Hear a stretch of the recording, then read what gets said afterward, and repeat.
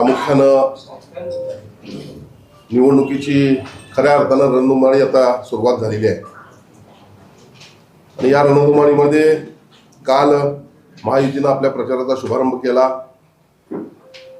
आमचे विरोधक, आमचे मित्र यांनी काही टीकासत्र आमच्यावर काल सोडली.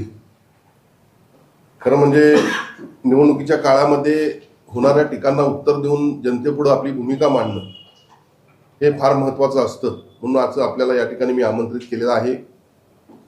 प्रामुख्यानं मला असं म्हणावं लागेल की कोल्हापूरच काय तर राज्यातला निगेटिव्ह नेरेटिव्ह सेट करणारा किंग म्हणून बंटी पाटलांना पाहिलं पाहिजे. आमचं ठरलंय, त्यांनी काल म्हटलं की लोकांनी ऐकलं नसतं तर तुमचा पराभव झाला नसता. मला त्यांना या माध्यमातून एवढंच उत्तर द्यायचं आहे की आम्ही केलं या माध्यमातून देखील लोकांनी तुम्हाला 10-0 घरी बसवून तुमची पूर्ण घंटा वाजवली आहे देखील तुम्ही लक्षात ठेवा. सगळ्याच गोष्टी का तुमच्या ऐकायला तुम्ही एवढे चोख नाही आहात. काही तुम्ही आरोप करता. विधानसभेच्या निवडणुकीच्या वेळी त्यांनी 100 कोटीच्या रस्त्याची वर्क ऑर्डर झाली नसल्याचा आरोप केला होता. मी त्यांना व्यासपीठावरून एवढंच म्हटलं होतं की कुठल्या व्यासपीठावर एकत्र यायचं आपण सांगा. मी तुम्हाला 100 कोटीच्या रस्त्याची वर्क ऑर्डर झालेली दाखवेन आणि जर ती नसेल तर मी माझ्या राजकीय जीवनाचा संन्यास घेईन आणि जर असेल तर तुम्ही घ्या. पण लोकांच्या मध्ये नेगेटिव्ह नरेटिव्ह पसरवण्याचा तुम्ही प्रयत्न करू नका.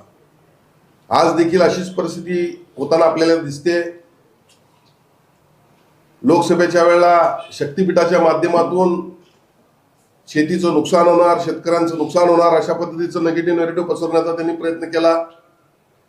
आज परत एकदा मुश्रीफ साहेबांना त्यांनी आव्हान केलं की रंकाळ्यामध्ये जो काही फाउंटन आपण उभा करतोय तो अतिशय सुंदर, अतिशय ॲडव्हान्स असलेला फाउंटन, ज्याचं इस्टिमेट हे इलेक्ट्रिकल किंवा इलेक्ट्रॉनिक विभागाचे अधिकारी करतात, तो फक्त 55 लाख रुपयाला होते असं त्यांनी या ठिकाणी आरोप केलेला आहे आणि त्याची तपासणी करा. पुन्हा एकदा निवडणूक आली की तीच परिस्थिती. चुकीच्या भूमिकेच्या माध्यमातून लोकांचा माइंडसेट करायचा. माझं त्यांना आव्हान आहे.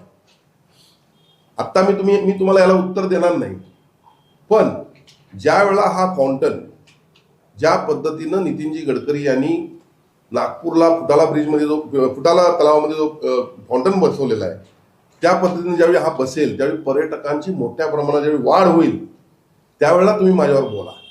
आणि हा फाउंटन जर 55 लाख रुपयाला मिळतोय असं तुम्हाला वाटत असेल तर शहरामधल्या 10 तलावामध्ये असे फाउंटन बसवण्याचं तुम्हाला मी आज कॉन्ट्रॅक्ट देतो. कारण मला शासनानं 5 कोटी रुपये निधी दिलेला आहे. वरचे 5-5 लाख रुपये पदरचे घालून देतो. कोल्हापूर शहरामध्ये तुम्ही या ठिकाणी अशा पद्धतीनं हे 10 फाउंटन बसवून दाखवा, पण चुकीच्या पद्धतीनं निगेटिव्ह नेरेटिव्ह सेट करू नका. अनेक वर्ष तुम्हाला सत्ता या जनतेनं दिलेली आहे. खरं म्हणजे मी म्हणत नाही, झालेल्या रोड प्रोजेक्ट जो होता IRBचा, त्यामध्ये तुमच्यावर किती टीका झाल्या, तुम्ही किती भ्रष्टाचार केला, याचं आत्मचिंतन आपण केलंय का? तुम्ही जनतेच्या जखमेवर मीठ चोळत टोलची पावती देखील फाडली.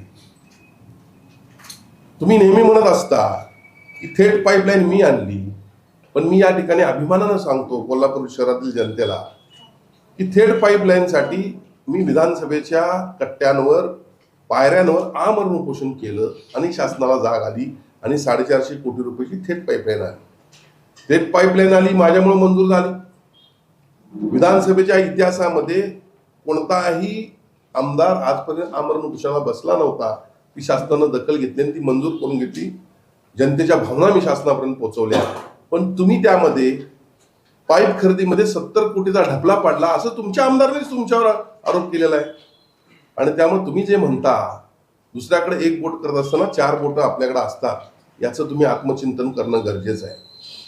1998 साली कोल्हापूरमध्ये डेव्हलपमेंट प्लॅन आला. डेव्हलपमेंट प्लॅन म्हणजे शहराचा गाभा. आणि या डेव्हलपमेंट प्लॅनमध्ये काय हो, कुठल्या अम्युनिटीज आहेत, कुठली ग्राउंड तुम्ही लोकांसाठी केली, कुठली बाग बगीचे तुम्ही कच्च्या बच्चांसाठी केले, स्पोर्ट्ससाठी तुम्ही काय केलं? तुम्ही जे रिंग रोड दाखवले गेले ते पूर्ण का केले नाही? तुम्ही एक तरी ओव्हरब्रिज अंडरपास केला का? तुम्ही लोकांसाठी काय केलं हे तुम्ही त्यातून आम्हाला दाखवा. येणाऱ्या डीपी मधून आम्ही या कोल्हापूर शहरातील जनतेसाठी एक सुंदर असा डेव्हलपमेंट प्लॅन देऊ, ज्यामध्ये सर्व सोयीयुक्त अम्युनिटीज या ठिकाणी आपण म्हणतो त्या असतील. तुम्ही आम्हाला म्हणता की तुम्ही देखील सत्तेत होता. होय, आम्ही सत्तेत होतो, नाही लागलं तुमच्याबरोबर सत्तेत होतो. आमचे 4 नगरसेवक होते. तुम्ही आम्हाला परिवहन हे खातं दिलं, पण या व्यतिरिक्त सगळा कंट्रोल तुमच्याकडेच होता. तुम्ही काय केलं शहरासाठी? परिवहनमध्ये चेअरमन दिलं म्हणजे आम्ही काय सगळं काही करू शकतो अशातला भाग नाही. पण तरी देखील मी तुम्हाला सांगतो की त्या ठिकाणच्या कर्मचाऱ्यांना 157 कर्मचाऱ्यांना कायम करण्याचं पुण्य आम्ही केलं, जे तुम्हाला 30 वर्षामध्ये सुचलं नाही, जे सन्माननीय उपमुख्यमंत्री एकनाथ शिंदे साहेबांनी केलं. या व्यतिरिक्त तुम्ही काय केलं?